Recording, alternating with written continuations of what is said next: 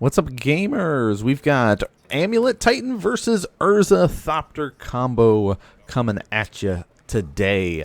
Of course, Amulet Titan has been a pillar of the modern format for years. Got some couple new exciting tools that we'll be able to see from Modern Horizons 3. Of course, the Pro Tour is going on right now at the time of the recording, but by the time this is up on YouTube, it is over and done with. So we already know the winners and all that stuff.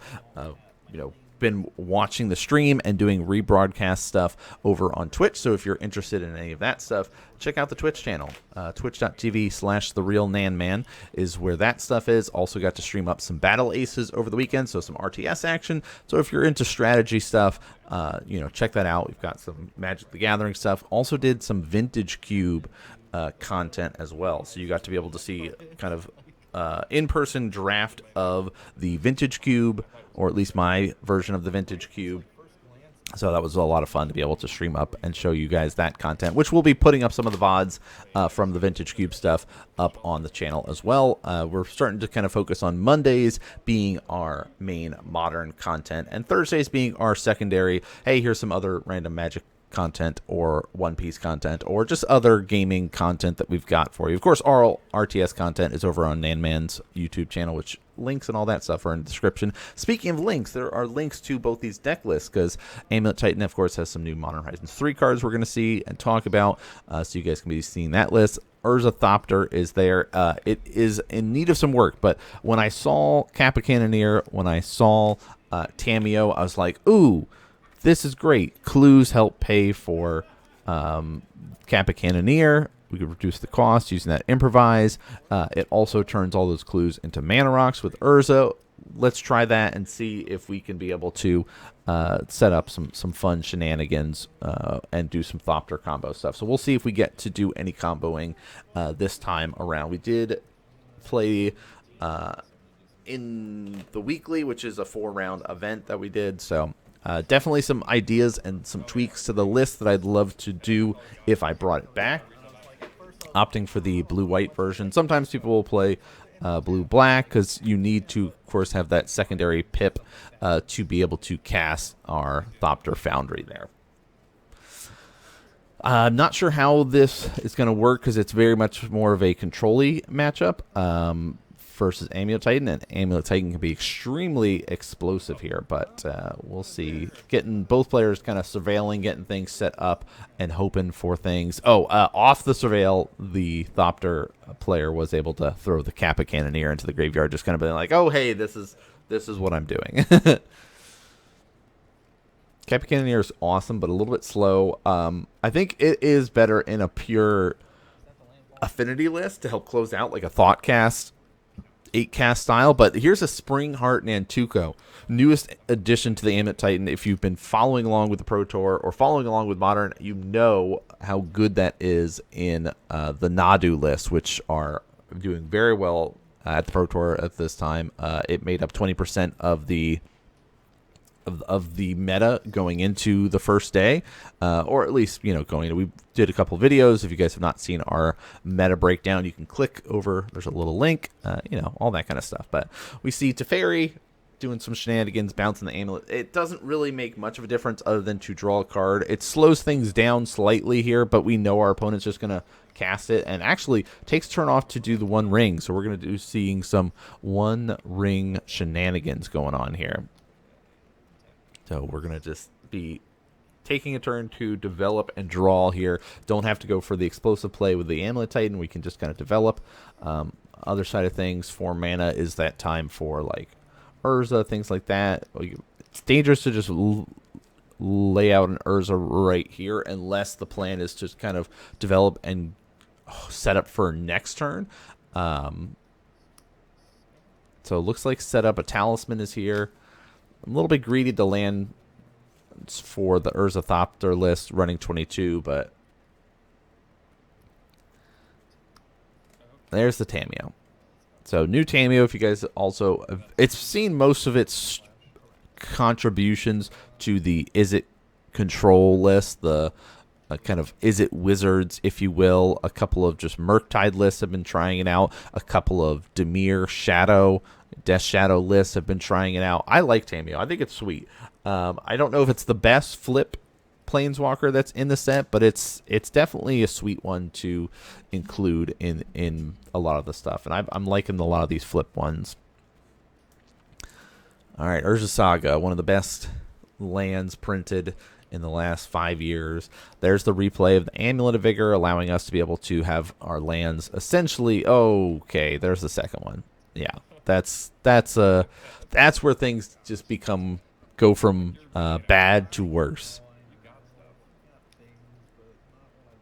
All right, now is the debate: do we make a dude or float a mana? Looks like we float a mana, maybe missing out on a land drop or something here. Could be part of the problem.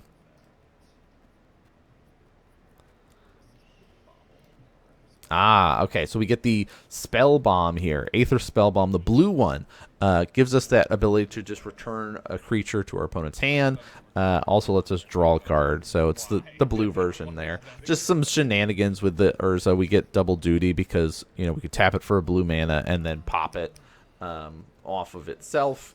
Because the return effect is not a tap ability there. It's just, hey, pay a blue, return it, so we can use it to ourselves. But we're going to do respond with our own One Ring, which is kind of dangerous of us sitting here and not having the mana available, essentially, but we're making a clue. Oh, yeah, we hug it out because I was like, I got flying. And it's like, yeah, this has got reach. I always forget the Grazer has reach.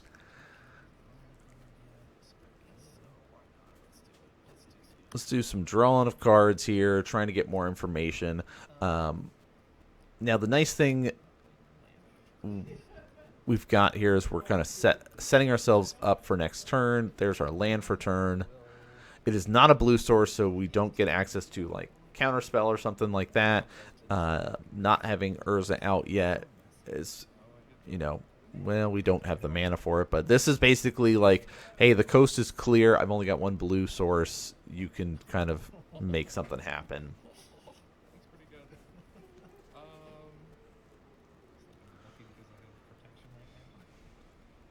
Five mana available for the Amulet Titan player, and they have, of course, the double Amulet, so that's a huge explosion available. Vexing Bauble, new addition here, kind of be able to help counter all those pesky zero-cost stuff. So if somebody was trying to cast like a Force of Vigor, Force of Negation, those sort of force effects, those are going to be cut off using Vexing Bauble. Also shuts off being able to search for your Titans off of your little green zero-cost spell, but that's okay. We can just pop and draw cards. But we do see the Dryad coming out, the Valakut coming out as well. So it looks like we don't have the Titans, we don't have the Summoners packs, so we're going to kind of pivot into let's rely on our lands here.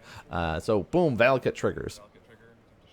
Because Dryad turns all of our lands into all the land types, that means that it is going to be a mountain as well. And we get to float, a bunch of mana with 2 baubles. So we could say, here, 2 for mana floating. What are we going to do with it? We're going to spend 5 mana here. X equals 5. All right, so here's this new card that we're trying out. I like this a lot. World Soul's Rage.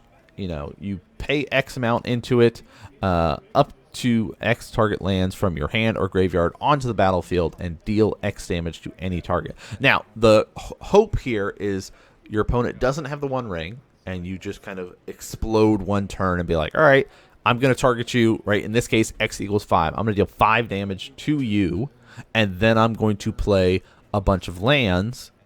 All right, if you have 5 lands, awesome. And a lot of times when you're running like 30-some lands in your deck, you're going to have a lot. So you can be able to play them. You have the Amulet, you make a bunch of mana, and the goal is to hit with a Valakut triggers and just like burn someone down in a huge turn. Problem, I have One Ring protection, so he's got to shoot his Grazer here, but he gets to dump a bunch of lands out. Make a bunch of mana, do some returning of stuff, and set himself up. So now we're seeing, okay, we're going to float all this mana. What are we going to do with it?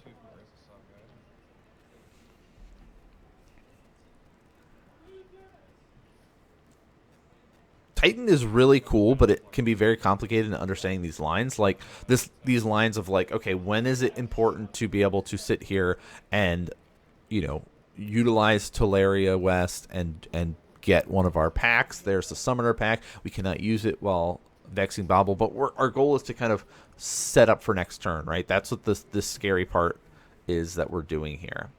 I think that I'll actually pass here. Yeah, he says, I'll pass after that. We'll let the rest of the mana fizzle. We don't need it. Upkeep. I'm gonna lose. Lose a life. I feel like I have a board in my favor right now.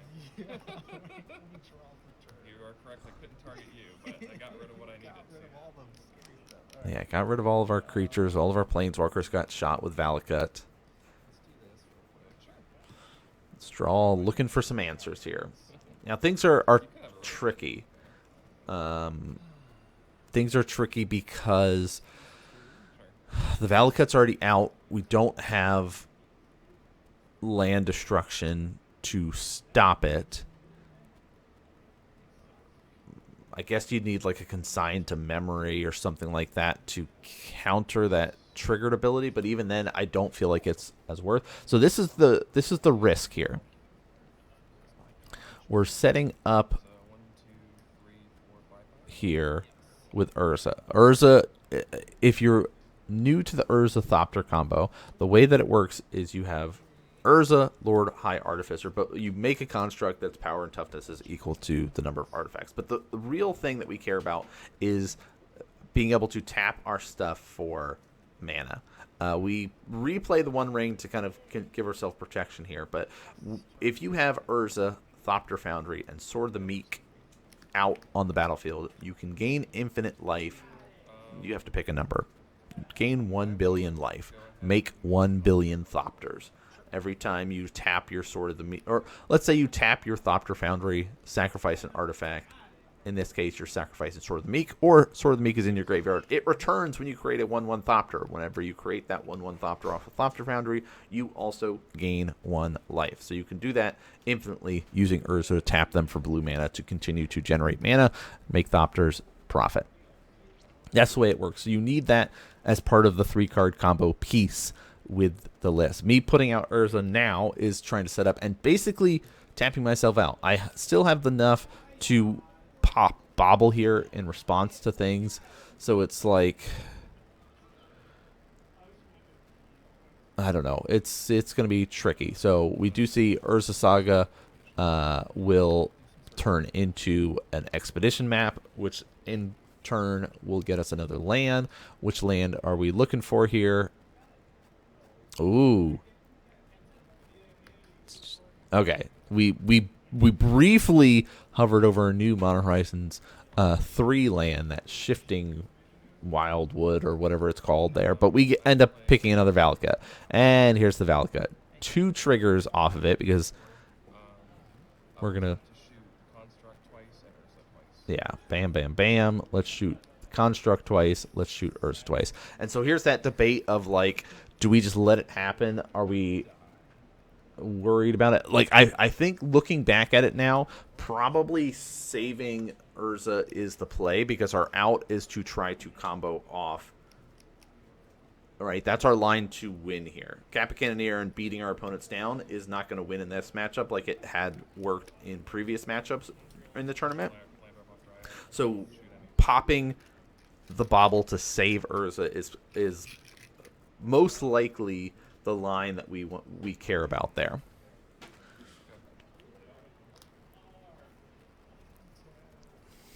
All right. Now with 2 Valakuts, we're basically putting ourselves in a awkward spot, and we're trying to find some answers here to help us. Getting rid of the Dryad is a priority at this point because the list doesn't run mountains. So we really are caring about the Dryad being on the battlefield. So we will see a pop. Now, here's another line right here. With the response, the line that we're getting here is getting a Pithing Needle. The correct line is to target the One Ring here. We name Urza Saga. We don't want any more constructs. It's the incorrect line because what we should have done first is untap, upkeep. We'll draw some cards and then make a decision off of what we do there. Like if our goal is to shut off, which it should be to shut off because there's a lot of counters on the One Ring on our Amulet player side. So they're getting so much value that they're eventually just going to find all the stuff that they need. So us continuing to cycle and drop and play our One Rings wouldn't have been impacted other than us not trying to draw answers. I think the Pithing Needle on the One Ring is the correct line looking back at things here. Us doing the Urza Saga, like the Urza Saga is not relevant. I mean, yeah, it's annoying of them making dudes, but the dudes aren't what's going to kill us.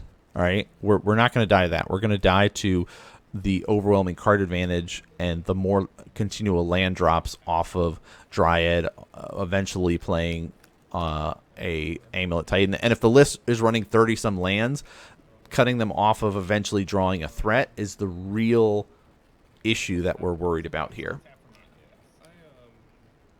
I'm not running the energy removal. We do have, of course, access to like Supreme Verdict and things like that, but that's not drawing answers at the moment. So we'll see. We got, of course, Urza Saga popping, looking for more Amulets of Vigor, setting ourselves up for another explosive turn. Remember, anytime you play a Bounce Land, that it have that trigger. Hey, it's going to enter tap. The boom, Amulet trigger goes on the stacks. You essentially get to untap it in response to each trigger and just float a bunch of mana. But yeah, look at that. That's right there. As soon as that happened, I went, oh, I messed up. Because he can sit there and just take damage off the One Ring and not draw all those cards. So that was the, oh, I messed up. Ooh. But we'll see. We'll see what happens. We'll see if we can assemble the combo with Thopter Foundry to get there before we get burned out. The One Ring's cycling essentially here is just like we're delaying, right? Tapping for 6. We're going to attempt to counterspell the Primeval Titan.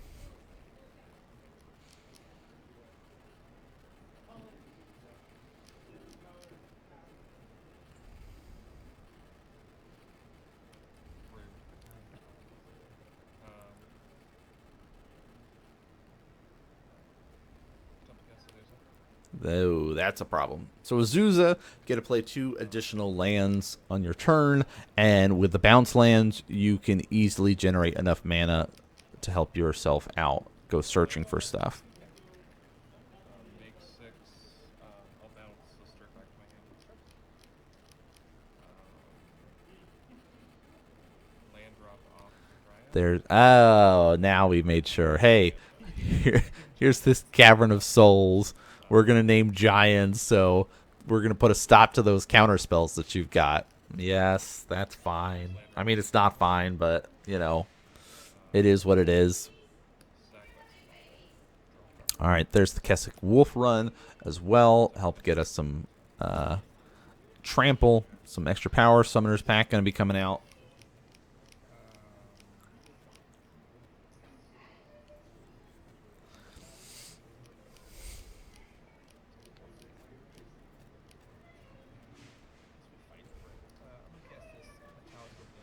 And we're going to attempt to counter the Summoner's Pact here. It's like the goal is to... and he's got a second one. There's, yeah, you know. And that's the point right there where it's like, oh, okay, you just drawing a bunch of cards. You just found all your answers here, so it doesn't really matter what I did. Okay, got it. Good. Because now that the Cavern of Souls is there, we can't counter the Primeval Titan that he is able to get into his hand here. Yeah, we got boom. I'd like to attempt to cast this Primeval Titan.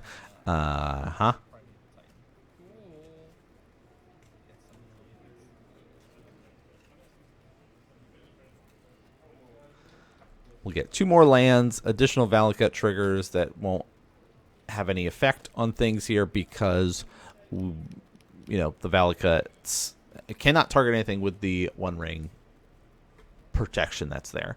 But it felt a lot more of just the Amulet Titan player getting a lot more advantage just slowly and slowly and slowly, and just kind of that huge avalanche advantage meter just kind of skyrocketed over onto the Amulet side with the power of the One Ring there.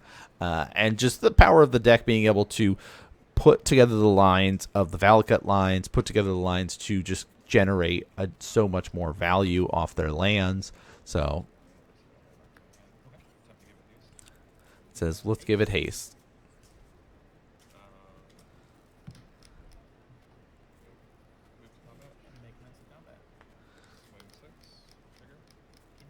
And so you can attack a player. They have protection, so you can't do any damage. But in this case, it doesn't really matter because our goal is just to generate more mana and get lands. So we are going to sit here and just get more lands, get more Valakuts, and be set up for another huge explosive turn next time. And this is where it's like, okay, what lands do I have left? What lines can I kind of push myself towards to close out the game more? All right.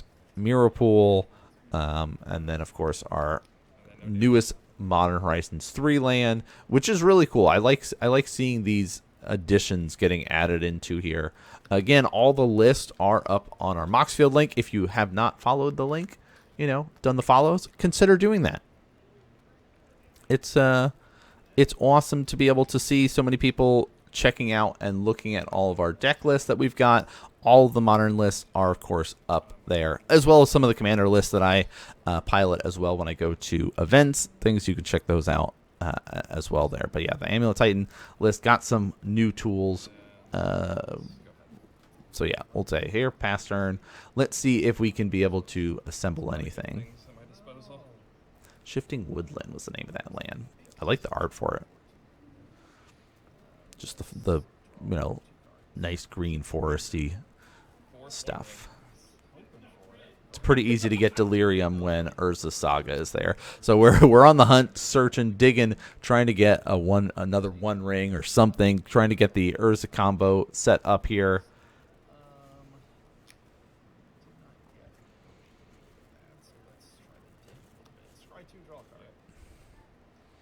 All right, setting up again. Preordained. We're digging.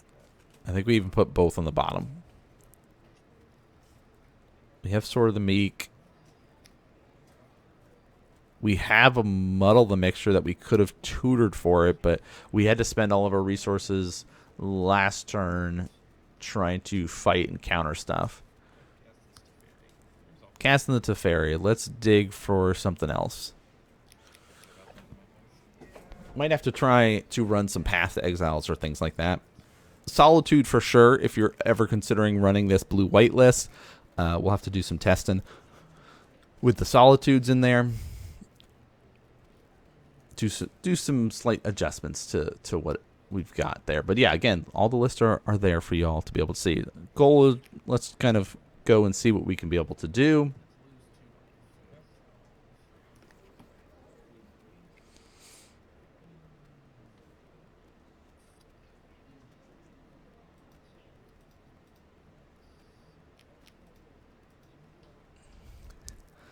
Yeah, it's like basically that calculation of, okay, I'm pretty much counting it out. Yes, we're dead here.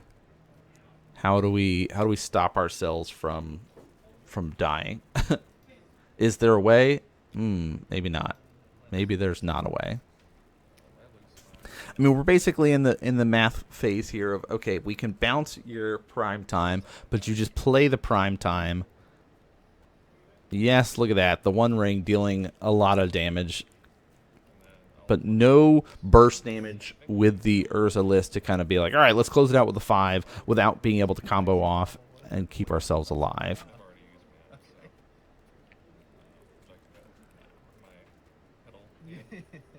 Failed to find off the Urza Saga. We've got all the Titans. We've already played the Bobble. We've already played the map. We've gotten through so many cards, and that's part of the fun of being able to show this match on camera this week is because we get to see so much of the Valakut Amulet Titan list that you guys can really start to see specific lines. And there's definitely some times where it's like, okay, yes, we could do, maybe this play more optimally, or maybe speed things up. Part of it is the weirdness of the deck that you're fighting against. Bam, bam, bam. Here's these lands. Valakut's kill you. Like my hope was if I could draw into Urza, I had sort of the Meek combo. Oh. So with Teferi, it like messes you up a little bit and gives me protection, so I can combo gain all my life back. And it's like you could try to sit here and Valakut me, but I'm just going to gain infinite life at that point. Yeah, basically explaining through, hey, I was trying to go towards this route of the sort of the Meek combo. Now the deck is a lot of fun. I will say we're getting, while sideboards are going on here, it's always hard learning a new deck, playing against experienced players that know their list a lot. And that's why there's some times where I'll just be like, I'm just going to play Infect this week because I know, oh yeah, this is it. So I was like, hey, here's my lands. I have a hand full of them. I'm going to mulligan. My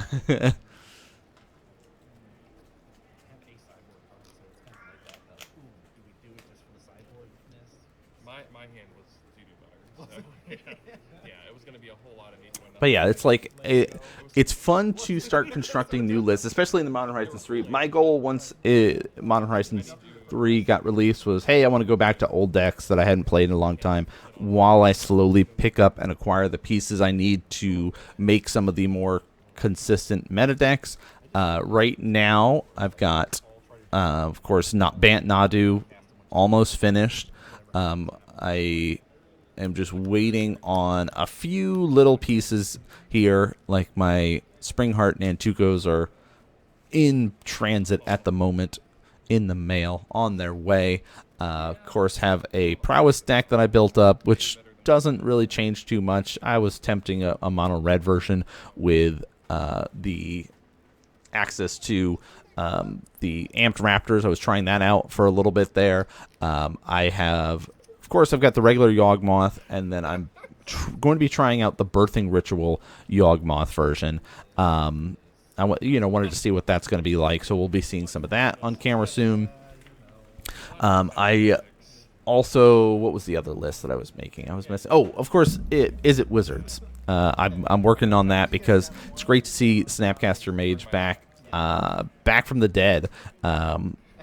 It's very funny. Like I made a video last year that was like, hey, Snapcaster Mage was winning world championships when it was first released to barely seeing play in Modern thanks to Modern Horizons. And now Modern Horizons 3 is out, and we're seeing a brand new deck that's like, yeah, Snapcaster Mage, we need that. But we get to see our Winter Orb here. Winter Moon? Which one is that? I don't know. The trying out this like disruptive plan. I like the idea of it. You can only Winter Moon. Players can't untap more than one non-basic land during their turn. But we've got the Dryad to help kind of progress things, cause some problems here. Expedition map is going to be coming out here. Amulets. The Amulet just kind of doesn't care about the Winter Moon. It's like, okay, my lands will still come in, and I'll just untap them and do stuff. There's a Teferi. Let's bounce this.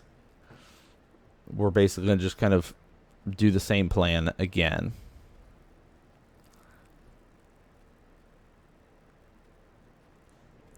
Because, boom, there's our bounce land. We'll generate 2. You cast the Dryad again. You can, of course, play an additional land. Your lands are every basic land type. So let's generate 2 more off our second land drop. Pop the expedition map and kind of go from there.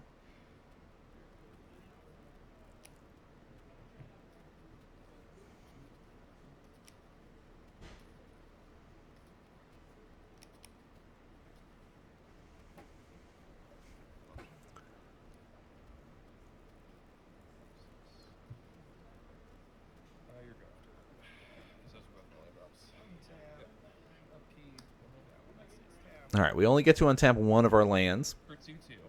So, because it's, both players. Our goal is to try to set ourselves up here. Leave the Twink of the Grove alone. So, have the option. There is the land, of course. And where is my... Iganto's Seat of the Empire in hand to have the option to deal 4 damage to target attacking creature and try to burn and kill off the Dryad if it tries to kill Teferi.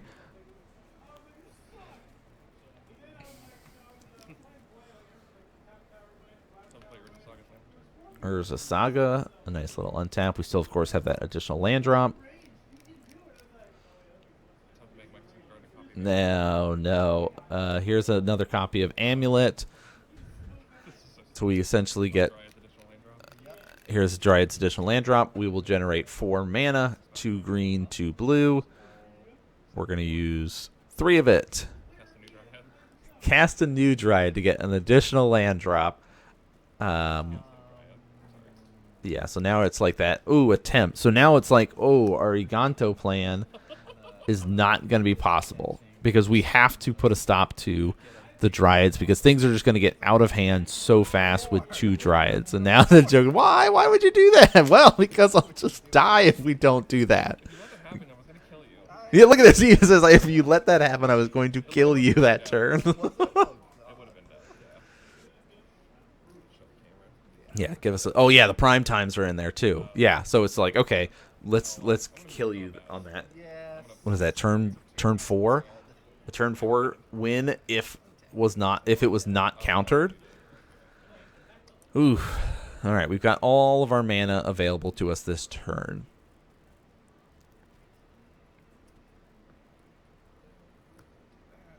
There's the Iganto. We've given up on the use of it now. Now we're going into the Urza side of things. Make a construct. It's simply a 2/2 at the moment. And now it was the debate of let's try to set up. Oh yeah, I gotta tap all my artifacts for blue. Yeah, that was Winter Moon is now a mana rock. That was originally part of the reason why I wanted to build this deck. Was like, ooh, this seems good. Winter Moon is not good. I'm here to tell you. Well, at least it's not in this matchup. Could be good in other matchups. I just don't feel like it's good in this current meta. It's like maybe in a mono black Cabal Coffer list, but even then it's like all of those lists have shifted into the Necro Dominance list and don't care about disrupting your opponent, right?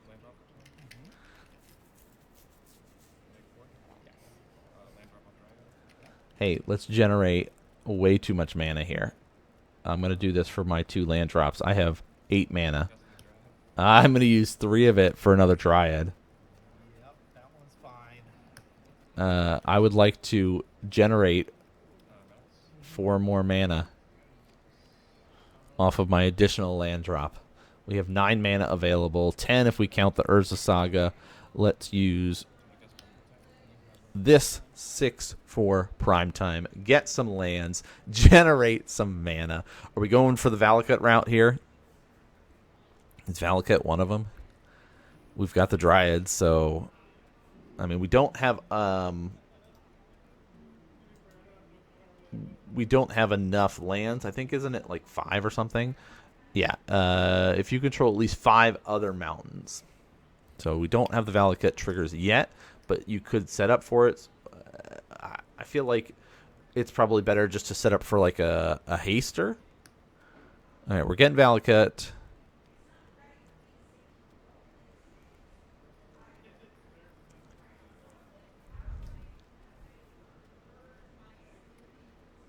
What's the other land choice here?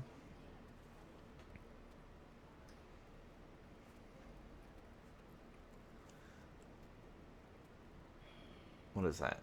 Anawar Battlements, I guess, is the red haster. Target creature gains haste.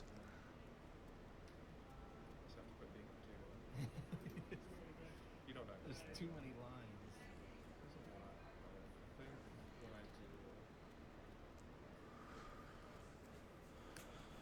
Yeah, so we're switching gears. We're going to generate a bunch of mana.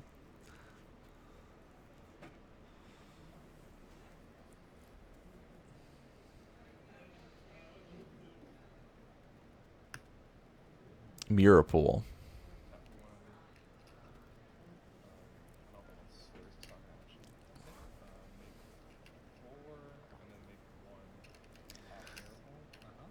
Do some.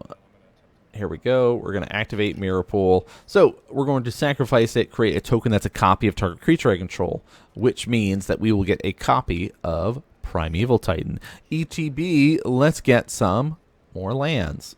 Remember we said we were like dead last turn or whatever we said if you didn't counter that other Dryad, and now we just got it, and this is the kind of craziness that's happening. Yeah, this is where things are getting out of hand fast. There's the Valakut.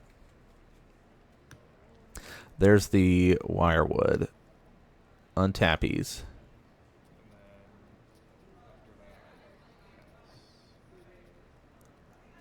And then pass.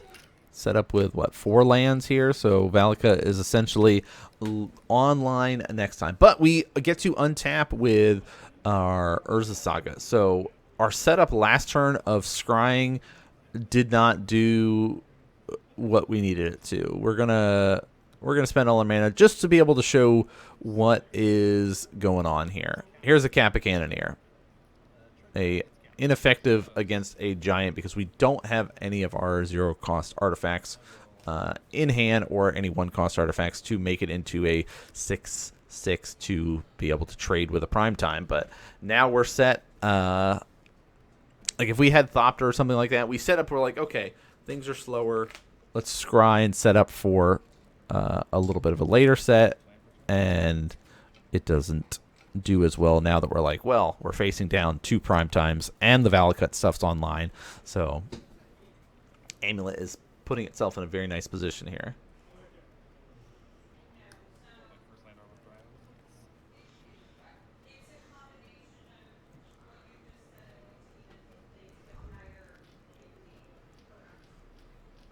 All right, so are we going for the big explosion here?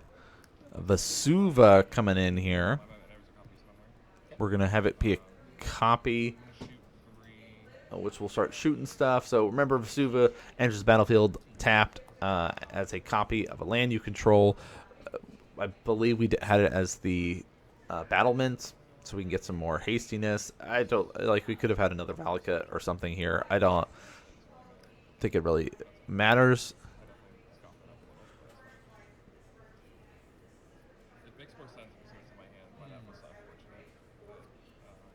I mean, there are lines with the Amulet Titan list of why we're doing it the specific way we're doing it. Things based on the hand, things based on what's in the library, but we're gonna start swinging in. Here's 12. So let's go get 4 lands, which one of them's gonna be a Valakut, which makes me wonder. It's like, why not have Vesuva also be a Valakut, so then you're getting even more. But yeah, hey, look at this. Here's 4 lands. Get ready for a bunch of triggers, because remember, it's 3 damage to target creature or player whenever another mountain beyond your 5th comes in. So 1, 2, 3, 4, 5, 6, 7, 8. That's 8 triggers. 8 times 3. I'm way dead there. So there we go.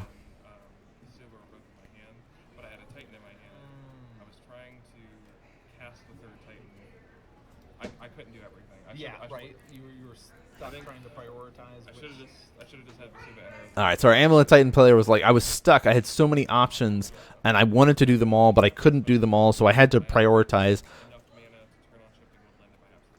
He's like, I even had enough mana to be able to turn on shifting woodlands because you put the Dryad in my graveyard. I could have gone that route, so it was basically just prioritizing and just trying to decide what to go for there. But that was a little bit more straightforward, but we got to see a little bit longer Amulet Titan that wasn't just like a win on turn 3, turn 4, close out the game. We got to drag it out against the Amulet list. You got to see a lot more and see a little bit more of the line. So if you're new to the list and are interested more in learning about Amulet Titan, I thought this would be a good match to show you all because of just the lines that we got to see.